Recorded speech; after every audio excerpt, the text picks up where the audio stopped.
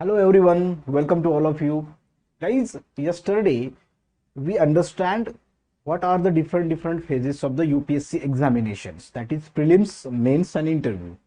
So in today's video we are going to understand or we are going to overview the syllabus of the prelims as well as mains. So let's start with the prelims.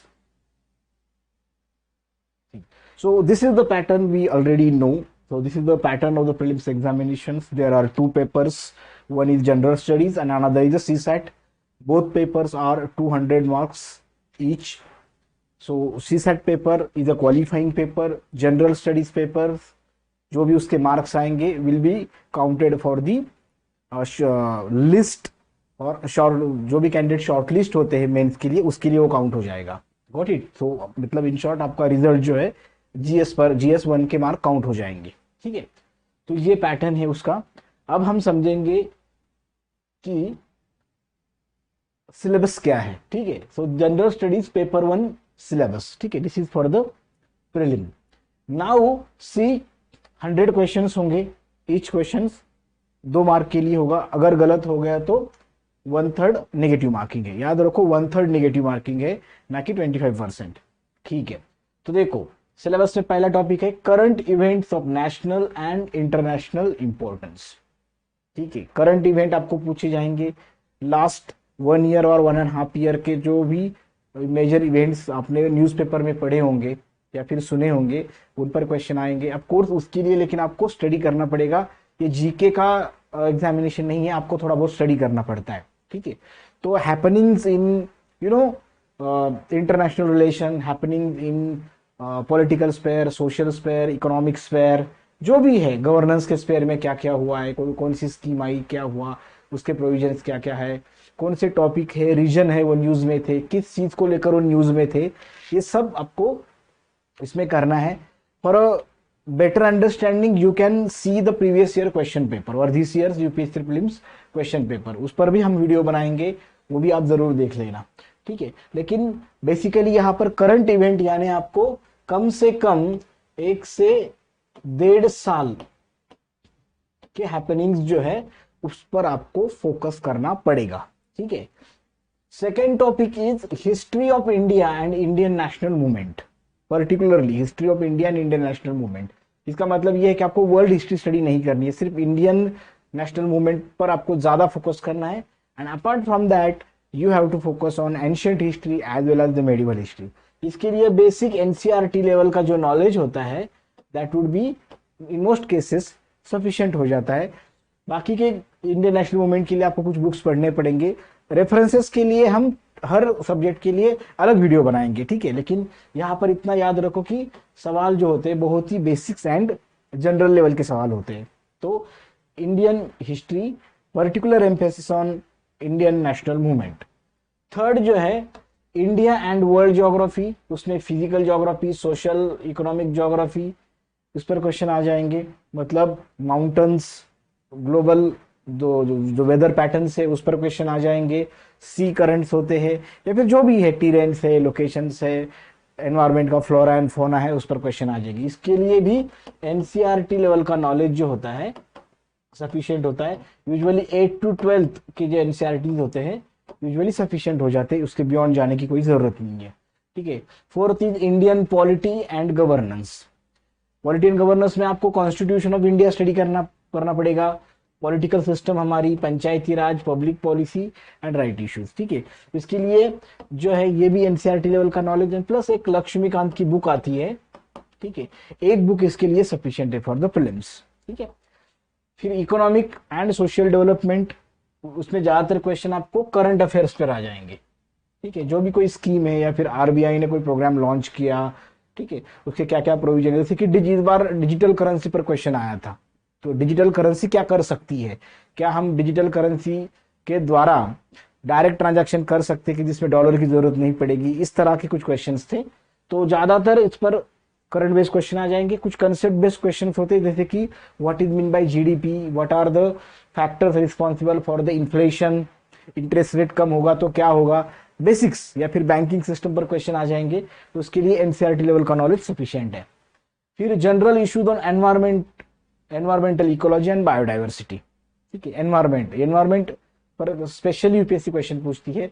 उसमें से भी दो type के question होते हैं, concept base and plus current base. ठीक है, concept base अगर आपको पूछेंगे जैसे कि इकोलॉजिकल पिरामिड या फिर फूड चेन या फिर what is mean bye ecosystem, उसके कंपोनेंट्स, ये क्वेश्चंस। लेकिन ज्यादातर क्वेश्चंस इसमें करंट बेस आते हैं। फॉर एग्जांपल जैसे कि क्लाइमेट चेंज हो रहा है, तो क्लाइमेट चेंज को लेकर जो भी एग्रीमेंट्स हो रहे हैं, दुनिया भर में जो भी प्रोग्राम्स है, जो भी स्कीम लॉन्च हो रही है या फिर फंडिंग हो रहा है, उसको लेकर क्वेश्चन आ जाएंगे। ठीक है, ये करंट का जो पार्ट होता है ये थोड़ा सा स्टूडेंट को चैलेंजिंग फेस होता है। लेकिन अगर आप रेगुलरली न्यूज़पेपर पढ़ते हो तो घबराने की बिल्कुल भी जरूरत नहीं है। एंड लास्ट टॉपिक है जनरल साइंस। तो इसमें भी बेसिक कॉन्सेप्ट्स, ठीक है, जो कि हमारी बुक में है एनसीईआरटी लेवल, एंड उसमें अगेन फिर साइंस का जो पार्ट है वो करंट का, इसमें पर्टिकुलरली टेक्नोलॉजिकल पार्ट आएगा। जैसे कि आर्टिफिशियल इंटेलिजेंस आजकल बहुत चल रहा है, तो आर्टिफिशियल इंटेलिजेंस क्या क्या कर सकता है, या फिर इंटरनेट ऑफ थिंग्स क्या है, या फिर ब्लॉकचेन टेक्नोलॉजी क्या है, या फिर जैसे कि कोई वैक्सीन डेवलप किया गया है, न्यूज में है, तो कौन सी टेक्नोलॉजी यूज की है, वो कितना इफेक्टिव है। ठीक है, करंट बेस्ड इस तरह के क्वेश्चंस आ जाएंगे, न्यूज़पेपर का रीडिंग सफिशिएंट हो जाता है। तो this was the syllabus for the paper 1, general studies paper 1। ठीक है, अब हम देखेंगे the syllabus for the general study paper 2, particularly CSAT.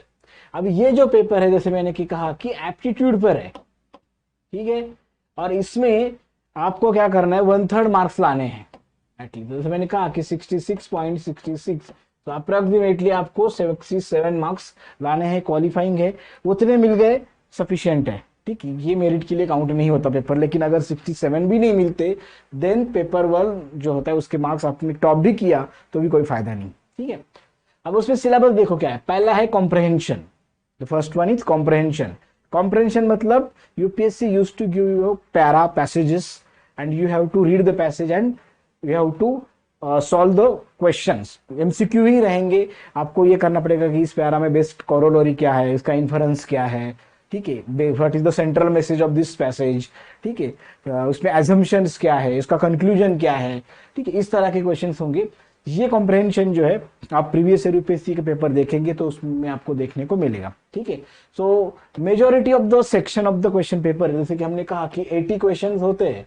ठीक है, तो 80 में से 25 से 35 क्वेश्चंस जो होते बेसिकली प्योरली कॉम्प्रहेंशन पर होते। So this is very significant aspect. कुछ नया नहीं है, हमने 10th तक ये सब किया है, बस आपको यहाँ पर बस थोड़ी सी ज्यादा लेवल की कॉम्प्रहेंशन, एक अंडरस्टैंडिंग होनी चाहिए, क्योंकि कंपटीशन ज्यादा होती है इसलिए। उसके बाद interpersonal skill including communication skill, उस पर भी कुछ क्वेश्चंस आ जाएंगे।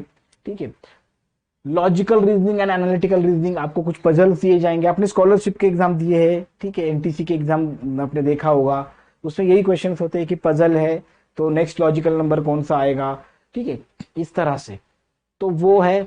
उसके बाद decision making and problem solving, आपको कुछ केस स्टडीज दी जाएंगी, ये केस है, ये सिनेरियो है, एंड एज अ एक सिविल सर्वेंट आपको बताया जाएगा, मानो कि आप आईएएस ऑफिसर हो, मानो कि आप एसपी हो, तो आप क्या डिसीजन लोगे, और आपको ऑप्शन दिए होते हैं नीचे, तो उसमें से बेस्ट ऑप्शन आपको चुनना होता है। ठीक है, ये आजकल यूपीएससी ने इस सेक्शन पर पूछना थोड़ा सा बंद ही किया है, कुछ पिछले 4-5 साल इस सेक्शन पे क्वेश्चन नहीं आया है। लेकिन इसका मतलब ये नहीं कि यूपीएससी पूछेंगी नहीं, शुरू के कुछ ईयर्स में इस पे क्वेश्चन आए हैं, फिलहाल नहीं है। लेकिन यूपीएससी ने ऐसा कोई डिक्लेयर नहीं किया कि हम इस पे क्वेश्चन नहीं पूछेंगे, वो सिलेबस में है तो इस पर क्वेश्चन आ सकते हैं। ठीक है, फिर general mental ability, general mental ability है वो, यहाँ पर भी आपको सिलोजिज्म्स होंगे। ठीक है, आपको कुछ लॉजिकल, मतलब एक लॉजिकल फॉर एग्जांपल स्टेप्स है कि for example all cats are monkey, all monkeys are dogs, इस तरह से। फिर मंकीज और कैट में क्या कनेक्शन है, ये पूछेंगे, कुछ भी पूछ सकते हैं वो। ठीक है, you can see the paper, हम पेपर बाद में एनालाइज करेंगे, आज सिर्फ ओवरव्यू ले रहे हैं।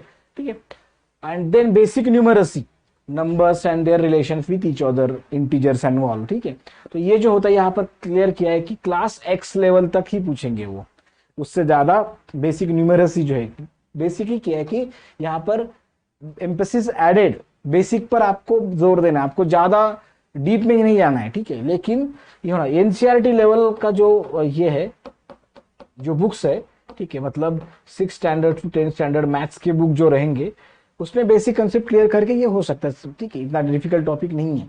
लेकिन मैं आपको बता दूं कि पिछले कुछ सालों से, though we think that this paper is of qualifying nature, फिर भी this is one of the challenging paper in the UPSC prelims. बहुत बार ये हुआ है कि लोगों को पेपर 1 में अच्छे मार्क्स आते हैं लेकिन यहाँ पर 67 भी वो स्कोर नहीं कर पाते, ठीक है। It is mostly it is not because of the paper is a more and more challenging और डिफिकल्ट, ठीक है। It is because many people ignore the importance of this paper. They think that this paper is of qualifying nature, so it need less attention, it is not that much important, and वहीं पर गलती हो जाती है और score नहीं कर पाते स्टूडेंट, ठीक है। तो इस पेपर को बिल्कुल लाइटली नहीं लेना है। पेपर वाइज, टॉपिक वाइज क्या स्ट्रैटेजी होनी चाहिए उस पर हमारे अलग वीडियोस है, वो भी आप देख लीजिएगा। लेकिन फिलहाल तो ये बेसिक ओवरव्यू था। अभी सिलेबस को लेकर कुछ भी आपके माइंड में डाउट है, कुछ क्वेश्चंस है, तो हमें कमेंट में जरूर इन्फॉर्म करो, हम उसको भी क्लैरिफाई करने की कोशिश करेंगे, ठीक है। रिमेनिंग जो पार्ट है इसका डेप्थ का वो अलग वीडियो में डिस्कस करेंगे। तब तक के लिए थैंक यू।